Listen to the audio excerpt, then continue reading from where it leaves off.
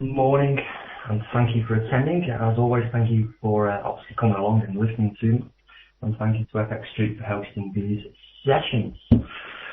So, what we've been looking at over the last couple of weeks, which we're going to review now, and then tie this into a strategy we'll look at the second part of the today's session. One of the things that we've been looking at quite closely is trying to find a location to basically place a trade off the chart. Again, not using anything complicated other than trying to identify where the next big move might develop. This is very simply just identifying where the last move started. Most people would term this as identifying support and resistance. But not all support and resistance is equal. You know, sometimes it just acts as a stall point, a brief hesitation, and obviously it's relative to the time frame that you're looking at as well. So one of the things that we can do is try to identify where there was a significant change in the balance of power. And that's very easily done. I mean, just look back across the chart. Where did the big move start? We're looking for a nice thrusting large movements to identify where, again, these big moves were. By identifying these locations, we take the bar at the high of the move and the high-low range of the bar at the top of the move, and just take that location across. Now, that gives me a zone of interest. So when or if price gets back to this location, there's a good chance that we'll see basically history to repeat itself, looking at this as a level or a location of interest to see the next movements to develop. So again, the lower the move, same routine, the high-low range of the bar at the lower the move, take that location across the chart. And what we can see in this instance is that price is very simple, just went straight through it. So with that location identified, price rings through it, we can now ignore that location. So looking across the charts, we can see that price stopped at this location just here. The next move started at that same location, and we can see ultimately the next move down. So taking that high-low range of the location is going to give me this as my lower location of interest for the moment. Trying to assess the chart right now then, just so we can get some real-time analysis. Again, just identifying where the last big move starts. So where was the top of the move, where was the bottom of the big moves that developed? So most recently, we've got price reacting at this location. Now we've also got some smaller locations of interest. So let's just zoom in slightly. So again, identify the thrust move. Now we've got a nice thrust move down here, and obviously preceding that we've got a nice thrust move up there. So we've got two levels of interest that are going to be overlapping each other.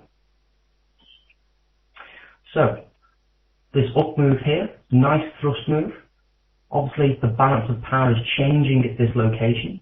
Take the high-low range of the bar at the start of that move and take that location across.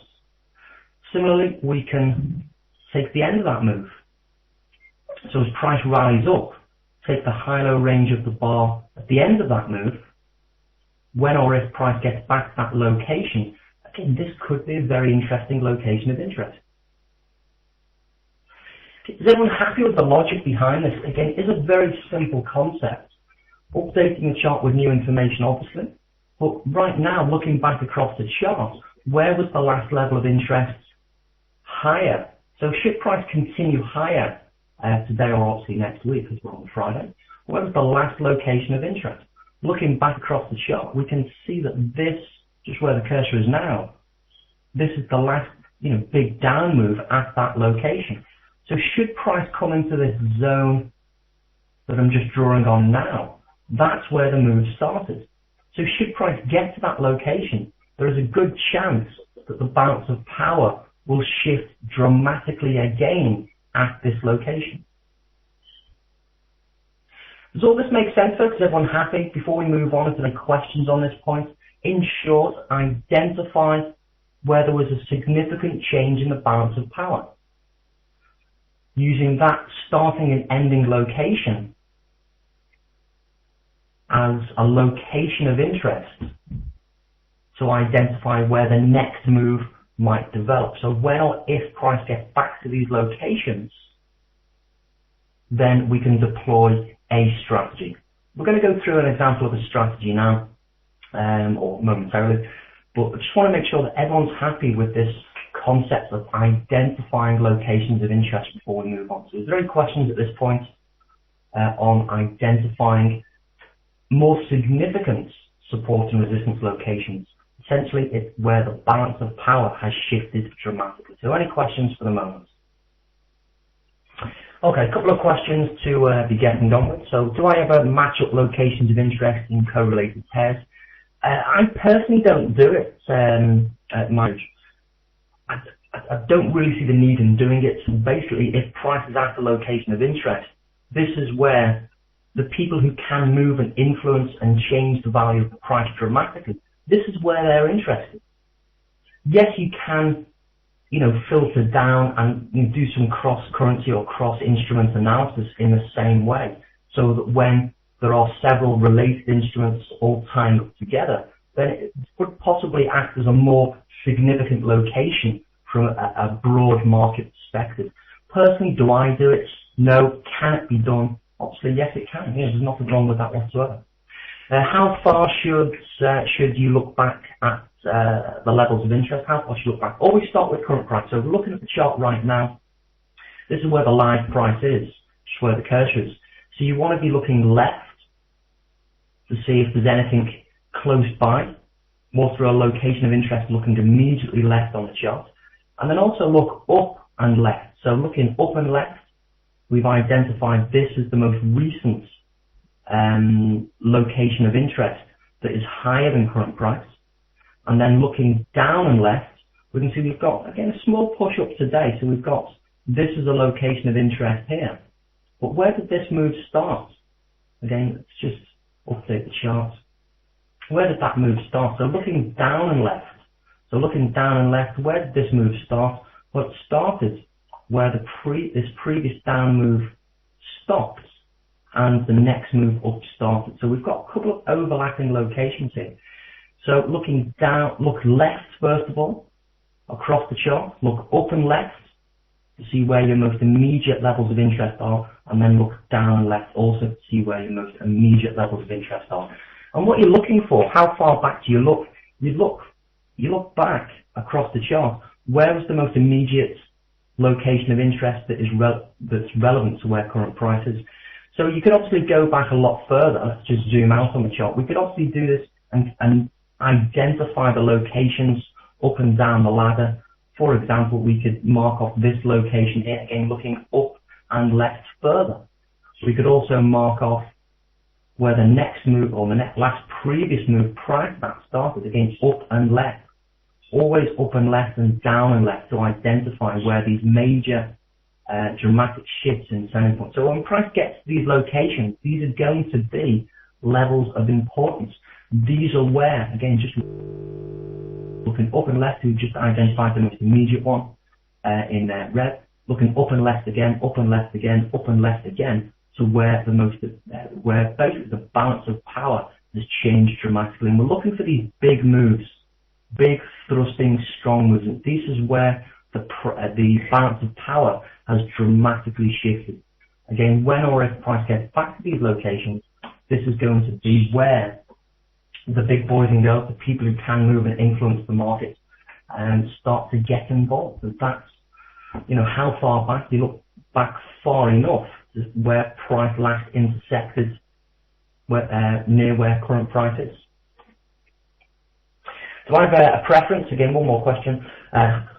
Do I have a preference for the 4-hour chart versus the daily chart? It really comes down to your objective, C-Focus. It really comes down to your objectives. What are you trying to achieve from your trading? Are you an intraday trader? Are you a scalper? Are you a swing trader? Are you somewhere in between?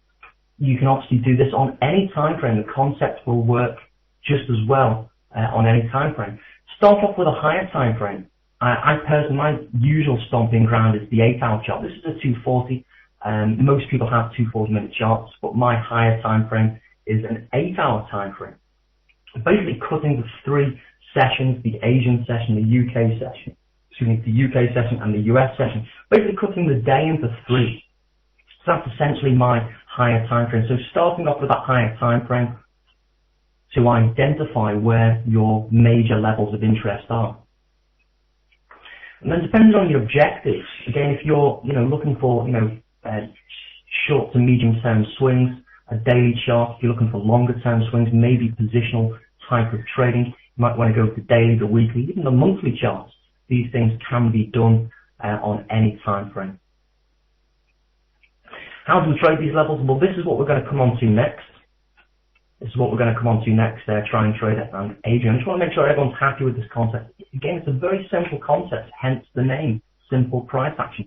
Where is the last most significant level of interest? And that significant level of interest is where the balance of power, these big moves, these big thrusting moves, started and stopped. In between where price started and stopped, this is, again, there is no support, there is no resistance. In this movement down here, people are prepared to buy and buy and buy at lower and lower prices, and also people are prepared to sell at lower and lower prices. So the balance of power is skewed from neutral back to dramatically shifting back to neutral again. So when price gets to these locations, this is going to be where people are interested.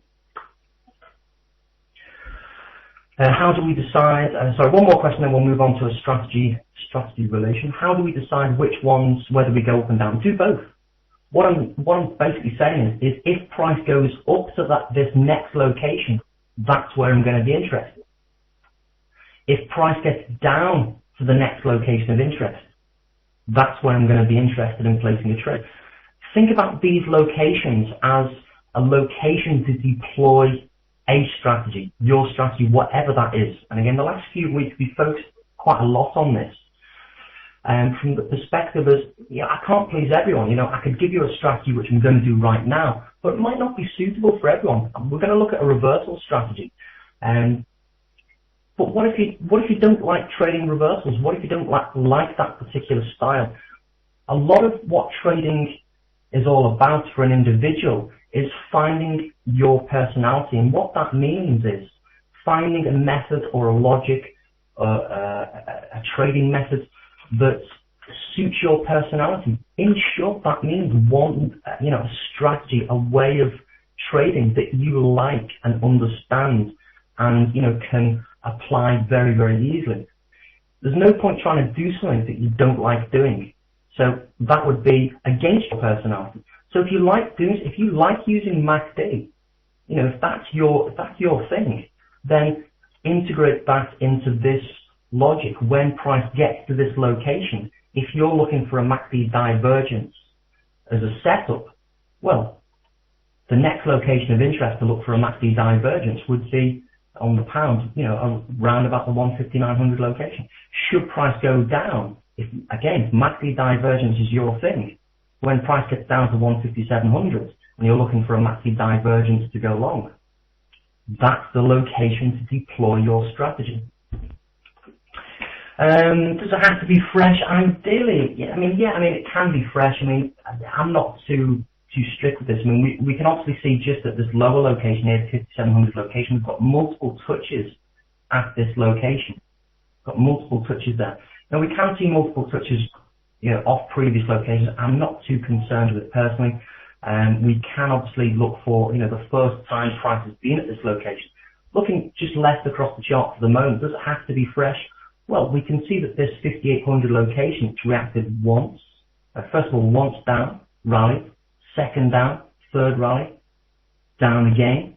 Could we be looking at another potential sell-off from this location? It's challenged this location, once, twice, three. This is the fourth time it's been in. It's inching ever higher.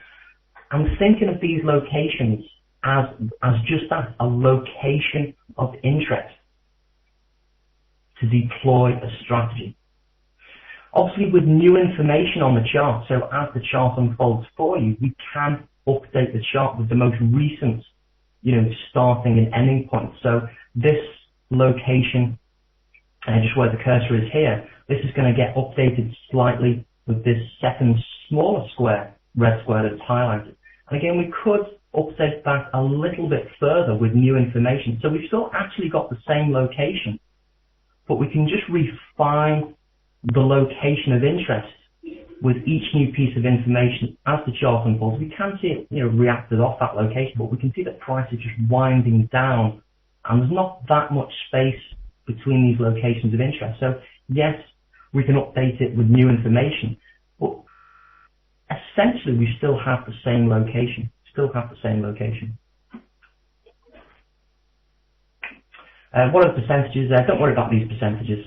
This is essentially just an average day's move. So on the right here, we've got the low of the day, and it just projects an average day's move up for me. So it gives me an expectation. So far, just for example, today, we can see we've got 84% of an average day's move, and the percentage figures on the left, from the low of the week upwards, we can see that we're around about the 49-50% of an average week's move up. So essentially, we've only seen 50% of what the week does on average. That's basically what these figures are saying, so don't really worry about them. So, let me just see if I've answered all the questions. If price always tends to these levels, they may not be fresh. I mean, again, this is something we've covered already. We've, just looking back across the chart, we can identify, just where the cursor is here, we can identify this as a location of interest. Looking across the chart, yes, price might smash through this location. So not essentially, again, I just want to try and drive home the point. I'm not considering it support. I'm not considering it resistance. I'm not saying that when price is at support, you should buy. What I'm saying is that when price is at the location, you might turn that as support. You might turn it as resistance. But when price is at that location, deploy your strategy. So if price says to buy at that location, you're a buyer. If your strategy says sell at that location, you're going to be a seller. That's essentially what I'm doing. So I'm not saying that, try and reframe the way that you view support and resistance. Yeah, price might be at resistance. I mean, right now, price is at resistance from this logic. Let's drop the word resistance and say, well, this is a location where I think something will happen. I don't know what that's going to be. And anyone who tries to tell you any difference, is lying. So this for me is a location where I'm sitting up and paying attention and saying, all right, well, price is at a location of interest. It looks good. Price has reacted off this location a few times in the past. But does that mean I'm going to be a seller? Well, no. If price is telling me to go long at this location, I'm going to be a buyer. So think of it not as support, not as resistance, because by the definition, if you say that price is at support, you're already forming an opinion that price will hold support and go up. And it might not necessarily be the case. What if price goes straight through that support level and you're a willing buyer at that location? What if your strategy that you've got, whatever that may be, says at that location you should be a seller because everything's pointing down? Whatever methodology that you're looking at says at that support level you should be a seller, then you should be a seller. That's basically how I trade these levels. It's a location that I'm interested in. Dropping down to other time frames, I'm then saying, well, price is at the location. What does my strategy say? Oh, my strategy says go long, so I'm going to be a buyer at that location. I'm going to be a seller at this location. That's as simple as that. So, okay, I think we've driven that point home. One final thing, Sam Seiden says, I had the pleasure of meeting him at the ITC in 2008. Very nice guy, very similar views as you can probably see. He's obviously got a different concept around the same philosophy. This is a location where the balance of power has changed. He's obviously got a different set of rules defining these locations. That's fine. We can look at these locations in a multitude of different ways. This is just how I look at them. Sam obviously has got a different way of viewing these things. That's fine. There's no right or wrong way. As long as you can identify these locations of interest, that's fantastic.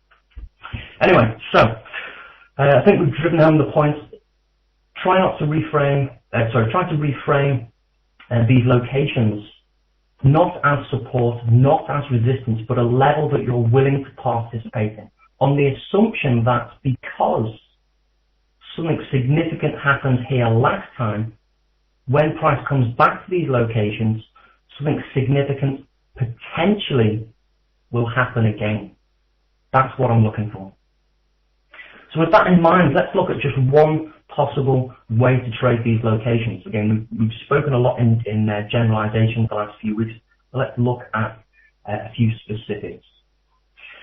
So one way of looking at these locations is to identify a reversal. I've now just dropped down to the 60-minute chart, again, same cross rate on the pound dollar.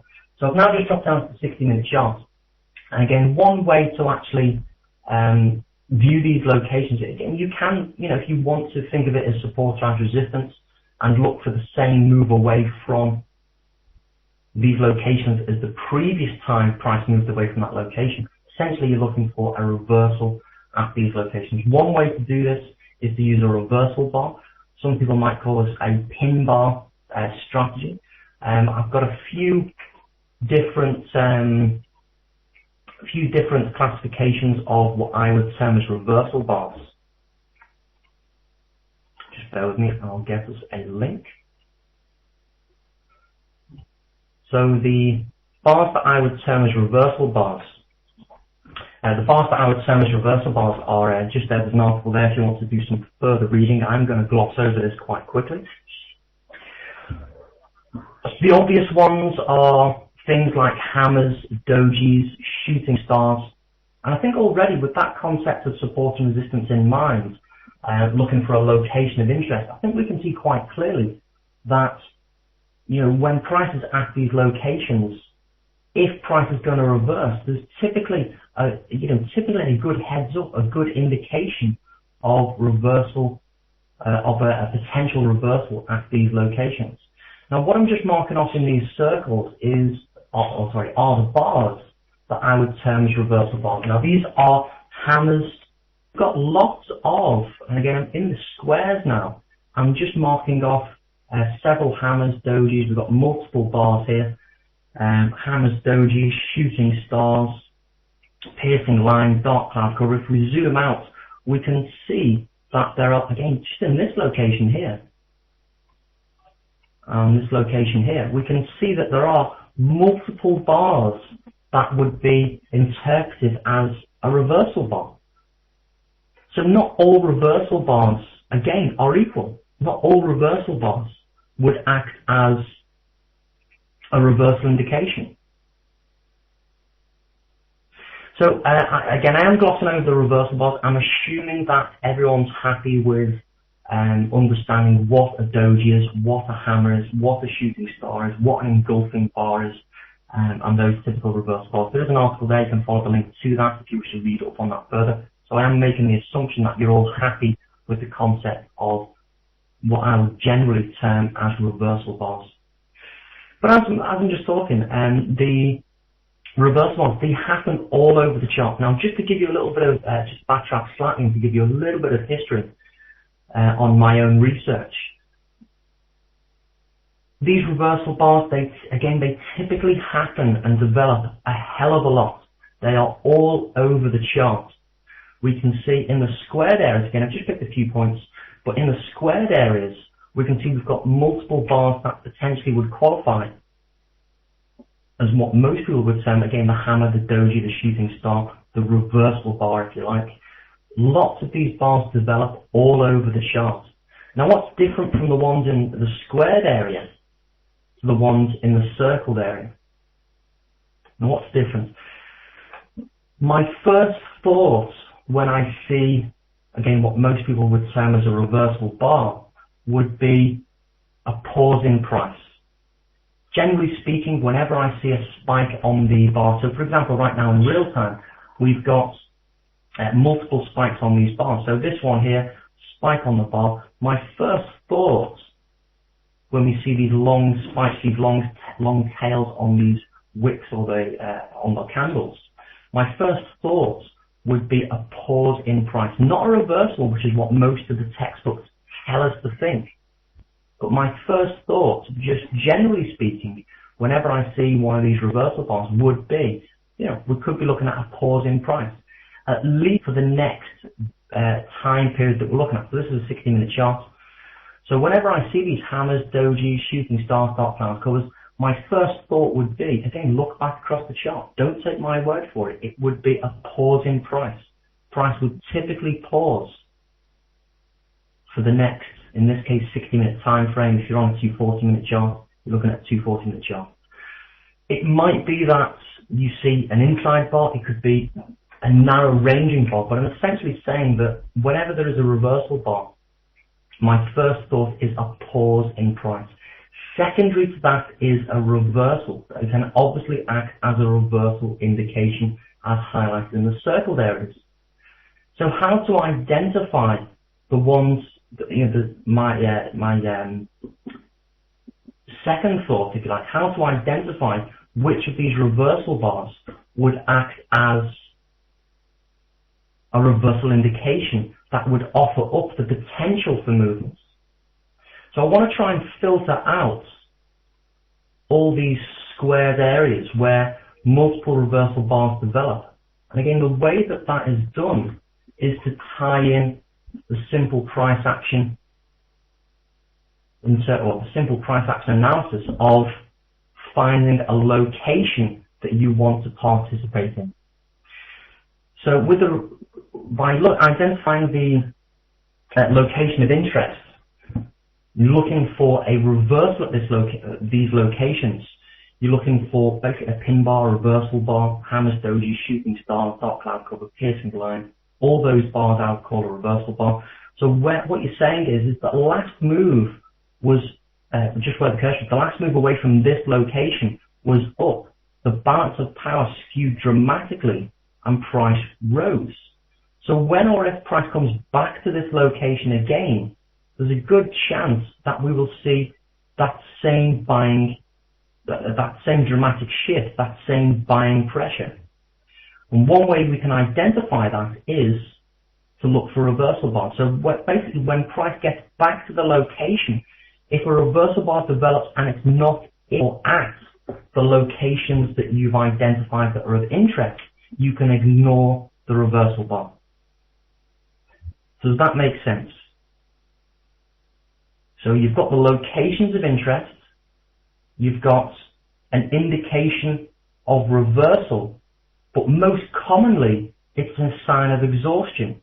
So to filter out the reversal bars that are just indicating an exhaustion, a pause in price, to filter those out, wait for price to be at the location of interest, and then look for signs of a reversal.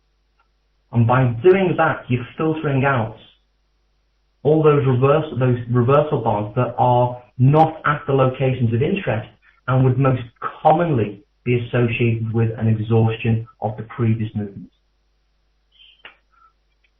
Does everyone understand what I've just said? It's a bit of a mouthful, but does everyone understand that logic?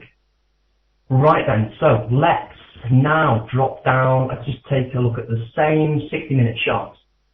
Let's take a look at the same 60-minute chart with these locations of interest that we've highlighted.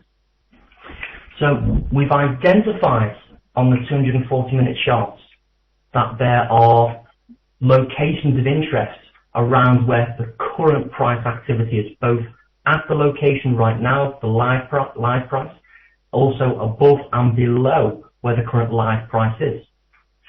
So what I'm looking for now on the 60-minute chart is when price gets back to these locations of interest. So what I've marked off, we're looking at this point, let me just mark off, in reference to the 240, we're just at that area there, but on the 60-minute chart. So we've got price dropped off, price rallied, we've got this location, this blue location here, as a location of interest identified off the 240-minute chart. So when price comes back to this location, when price gets back to this location, and you're looking for, or you're working on the assumption that should price reverse off this location, I want to see a reversal bar at that location. Everyone see this on the right-hand side of the chart? A very tidy doji bar formation. So what do we do with it? Well, on that bar's completion, very simply, entry above the reversal bar, entry below the reversal bar, and your targeting in mind would be back up to the next level of interest.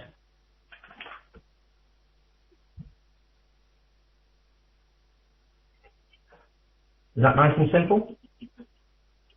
So the theory, to explain it a little bit detailed, but basically identify on the higher time frame levels of interest where the balance of power has dramatically shifted in the past.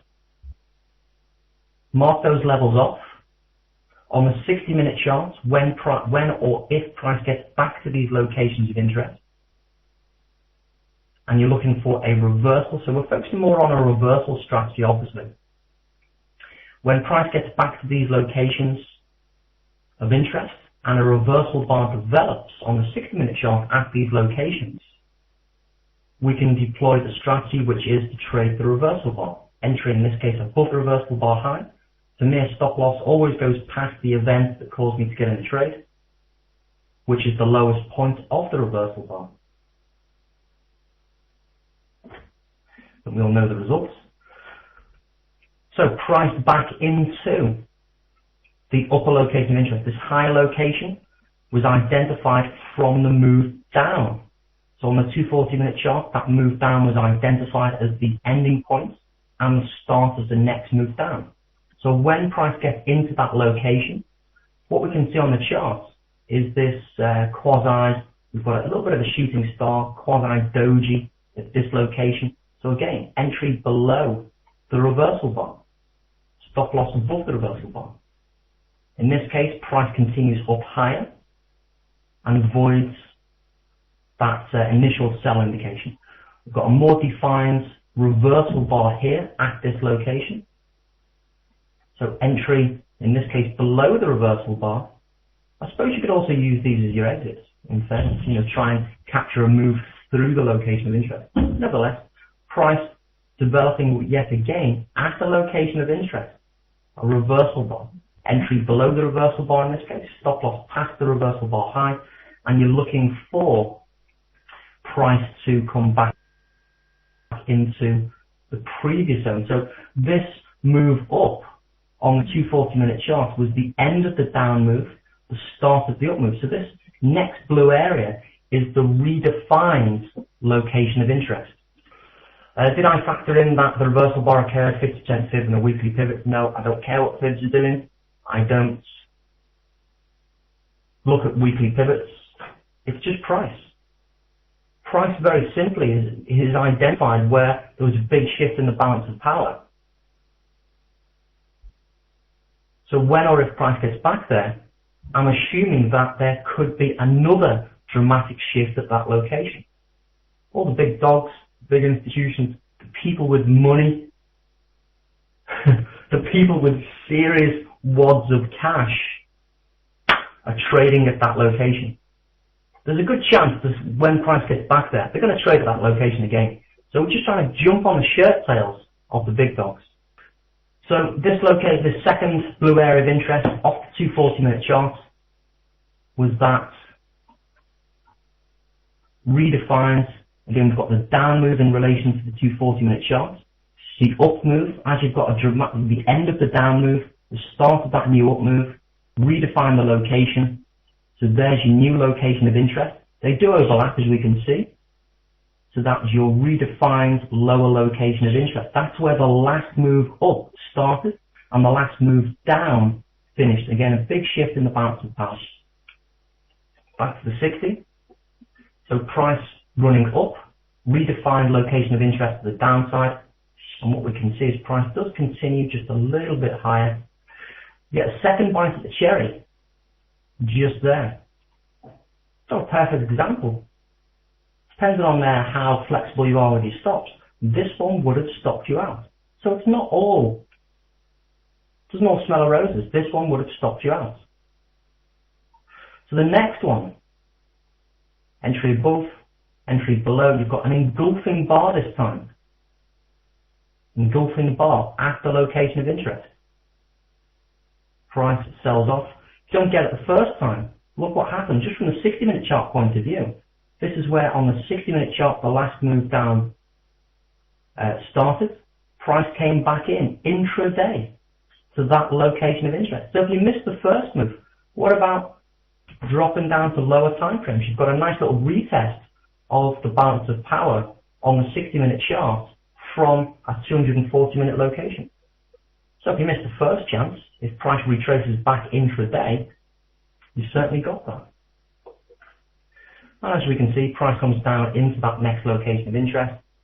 Lo and behold, buying pressure at that location. Nice, once again, piercing line in this case from candlestick bar formation. Now, one thing to be aware of is we're seeing price get narrower and narrower.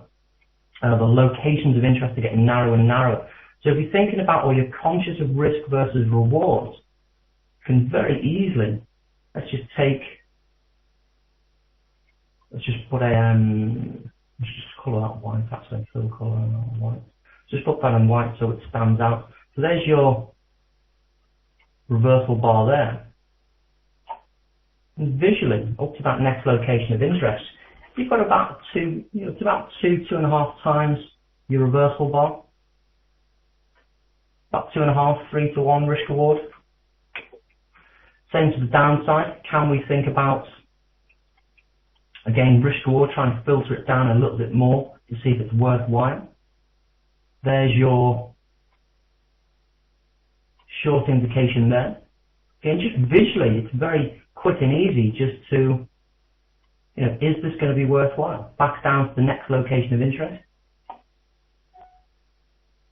So you've got again, your reversal bar, the first white box, that's your risk. Your reward is down to the next level of interest. Again, you've got about 2.5, 3 to 1. Well, it's about 2.5 to 1 risk reward. So again, fairly acceptable. What about the next one?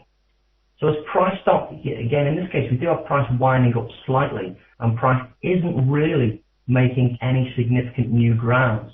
So what we are seeing, in fairness, is price is contracting. So again, just one final point is, again, very quickly, we can visually just measure the distance. Again, the first smaller box where the cursor is, that's your risk. The second white box, that's your reward. That's about, I don't know, just visually, it's about 2 to 1 risk reward. So again, quite acceptable. Obviously, price ran a little bit higher. And again, this brings us on to the live part of the chart. Price runs a little bit higher. But what can we see? Price is at the location of interest right now. Multiple spikes on these bars. It doesn't really, it is going up, but not really pushing through, following through.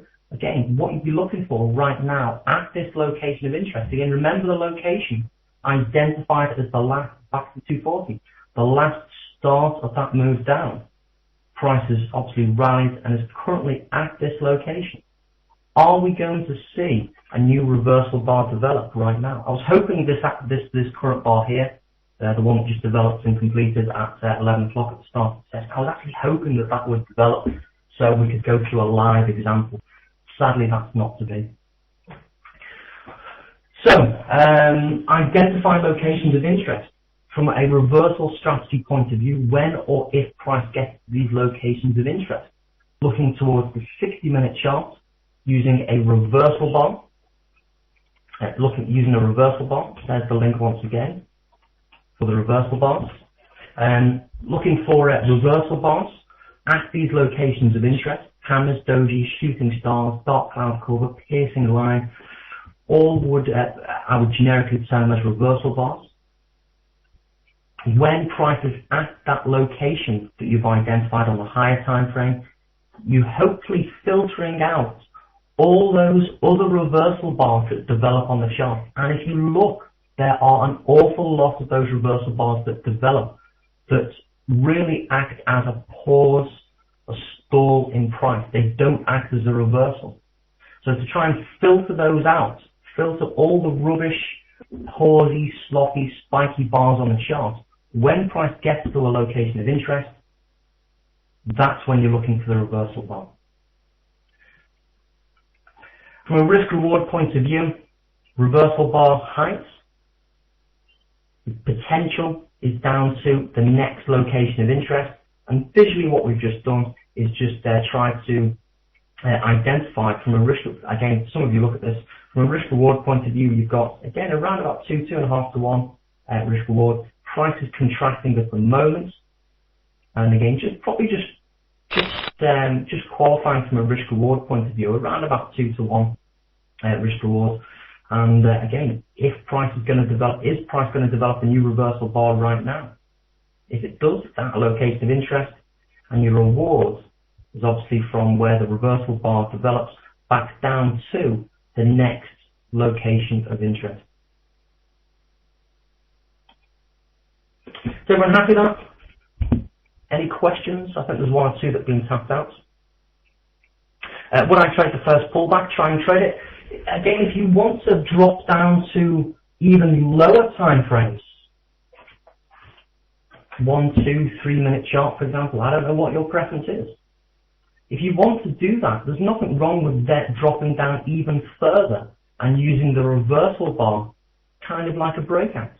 Below the reversal bar, breakout, pullback, you're skewing you're obviously going to put the risk reward in your favor, but it's at the sacrifice of some of your reward as price breaks the reversal bar low, and then you're waiting on the lower time frames for a pullback.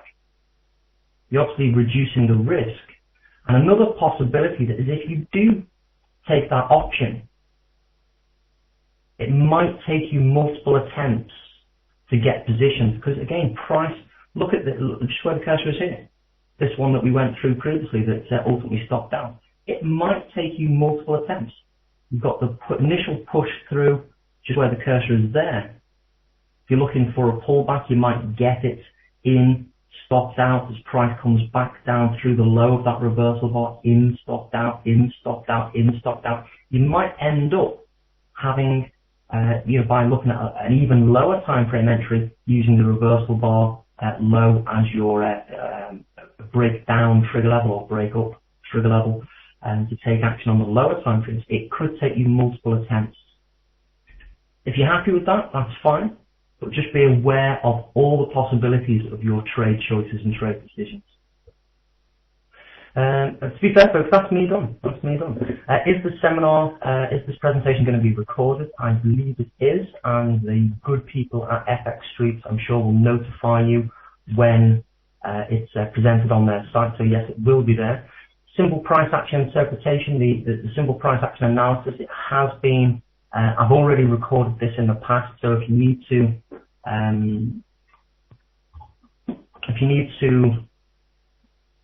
I can't find, I've not got the link to hand actually.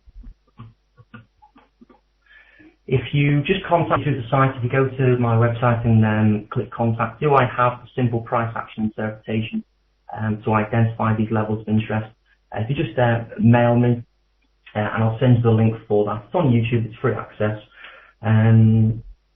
Or you can go to, actually, I've just on YouTube. I think it's this. And that's the YouTube. So the simple price action videos have already been pre-recorded, and you can find them there if you need to review how to identify these locations once again. Is managing the exit more important? To be fair, I mean, C-Focus, generally speaking, I'm of the view you can flip a coin and just put a trade on anywhere on the chart. I have done this in my own live trading room a few times. Just pick a point on the chart. Yeah, let's just go long. It's all about managing the trade. Absolutely, it's all about managing the trade. So other option, me personally, how I manage my own trades, I take a trade on. I would scale out at multiple levels. I wouldn't bet the ranch on price getting to the next level of support or the next level of interest. I would put my initial trade on and I would take multiple scale outs as price moved away. So my ultimate final target would be that next location of interest, but I would scale out, I would take a portion off, a portion off, a portion off. I'd take multiple portions off as price continued its move down towards the location of interest. That's my preference for trade management. So if price doesn't get to the next level of interest, which it's not always going to do, folks, it's not always going to do, at least I'm getting profits as price moves 15, 30, 45, it may move 50 pips, but not get the next level of interest, which is say 150 pips away.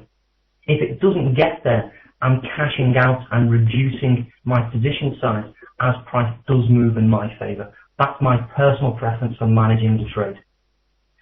Right, folks, that's me done. That's me done. Thank you very much for attending. Thank you all for listening. My name's Philip Newton. You've been fantastic, and I will see you all next time.